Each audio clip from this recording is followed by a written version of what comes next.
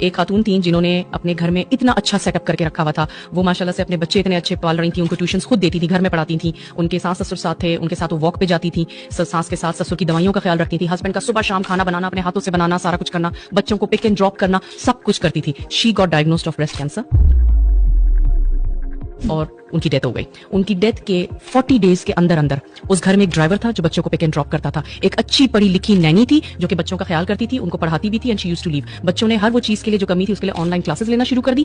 एक care taker आता था सास ससुर के लिए क्योंकि वॉक करवाना होता था एक को, दूसरे की दवाइयां सारी सेट करके, और उसी तरह एक उन्होंने मेड फुल टाइम रखी हुई थी जो खाने भी पकाती थी, सफाइयां भी करती थी। वो एक औरत जो समझती थी सोसाइटी के गिल्ट की वजह से, मॉम गिल्ट में रहती थी कि मेरी ये जिम्मेदारियां, वो ऐसे रिप्लेस हो गई। और आपको क्या लगता है उस शख्स ने दूसरी शादी नहीं की होगी? ऐसे रिप्लेस हो गई। इसकी जगह अगर वो अपनी जिंदगी इस तरह गुजार रही होती कि ये सारी चीजें जो है आउटसोर्स हो सकती हैं, लेकिन मैं अपनी कुछ बिल्डअप करूं, मैं अपनी सेहत का ख्याल रखूं, मैं अच्छे फल खाऊं, अच्छे नट्स खाऊं, मैं वॉक पे निकलूं, एक्सरसाइजेस करूं, मेडिटेशन करूं, तो शायद उसको जो अलार्म्स आ रहे थे जिस्म में कैंसर के